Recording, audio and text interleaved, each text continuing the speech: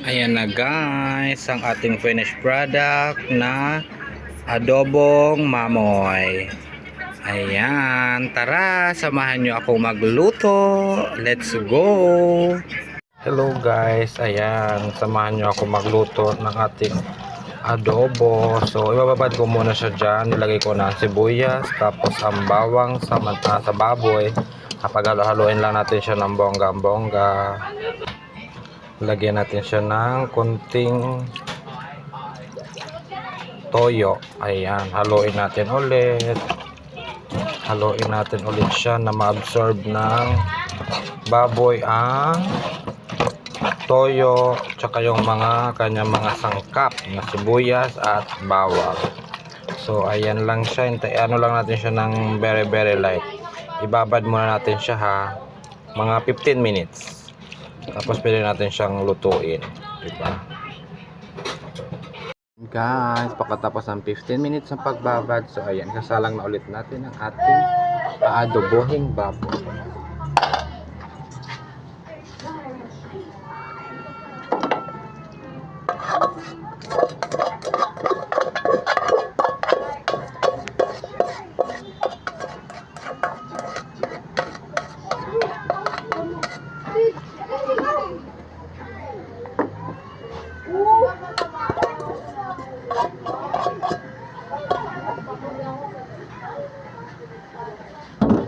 Ganyan lang siya guys, hayaan lang natin siyang lumabas ang kanyang aroma.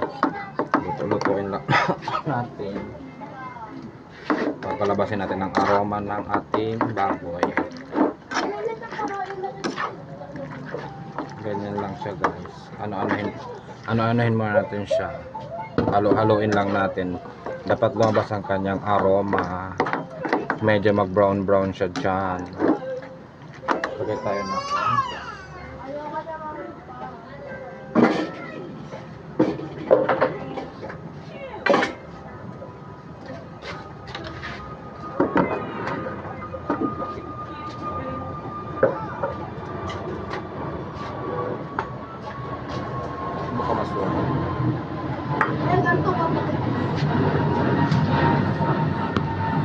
Pa-brown-brownin lang natin siya mga kaibigan.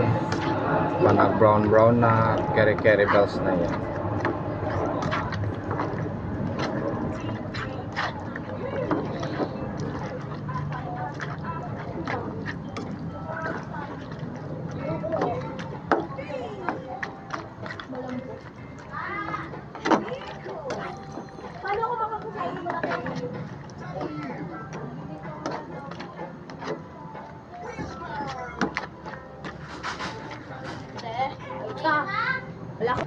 Hihintayin lang natin siya mag-brown ng bonggang-bongga.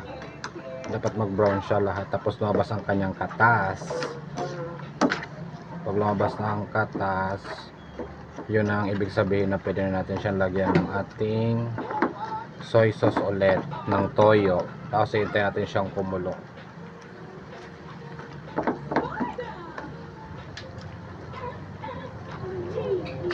Ganyan lang yan mga kaibigan ang pagluto niyan. Sa akin lang na pagluto to kung paano ko iluluto ang adobo. Iba-iba naman kasi tayo ng pag-aadobo, di ba? Ayan, ganyan na yan guys. So, pwede natin ito lagyan ng toyo.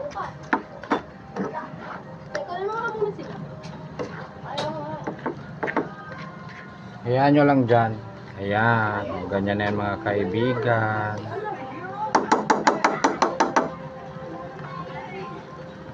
Tapos lalagyan ulit na siya ng toyo. Tatansyahin nyo lang kung ang toyo is tama lang ha.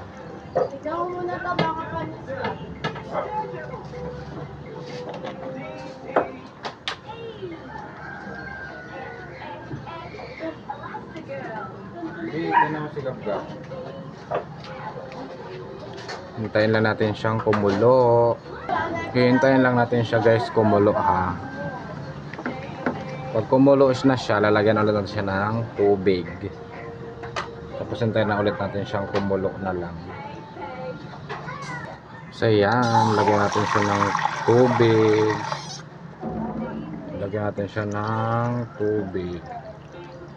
Di ba maraming sabaw? Masarap kasi ako talaga pa nag-adobo ng sabaw. Hoy, tayo. So kaya matakot to. Gumanon yung ako. Lalagyan natin siya ng sabaw. Hindi mo pa ilang Siyempre, papakulo-kuloy natin siya ng bonggang-bongga. Hintayin natin siyang kumulo. Tapos, ayan. Takpan na lang muna natin siya. Gumagalaw ang ating ano sa ano kasi mahangin. So, papakuloy na lang muna natin siya mga kaibigan. Siyempre, lalagyan natin siya ng ating pampabango. Dahon ng laurel. Siyempre, lagyan din natin siya ng ating paboritong pamintang buhok.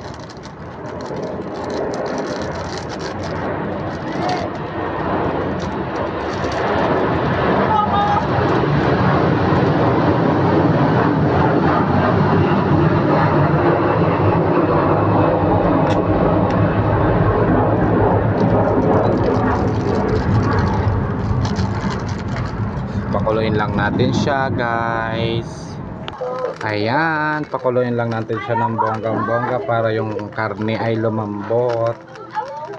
Tapos para ano din naman yung yung sabaw magbawas-bawas ng konti kasi mukhang naparami din ako. Kasi kasi para absorb din talaga lahat ng karne yung ating sabaw. Oo, marami talaga siya kasi 'di ba may kasabihan, sabaw lang ulam na.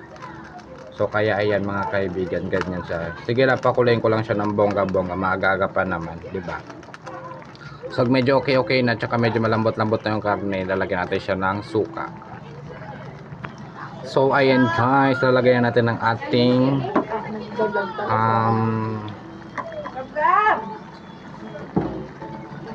wait lang, patatas. Diba? Lagyan na natin siya habang kumukulo pa ang ating patatas para makasabay sa paglambot ng oo. Ayan, hintayin na lang natin siyang maluto-luto ng very light. So ayan na yan mga kaibigan, malapit na yan. Ayan, lagyan natin siya ng suka.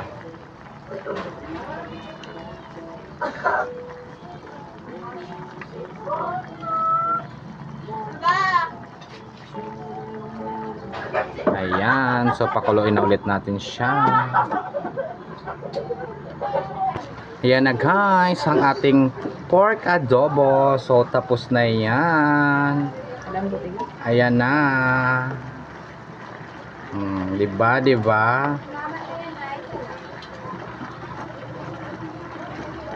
Sigurado ang taob na naman ang inyong mga kaldero dito.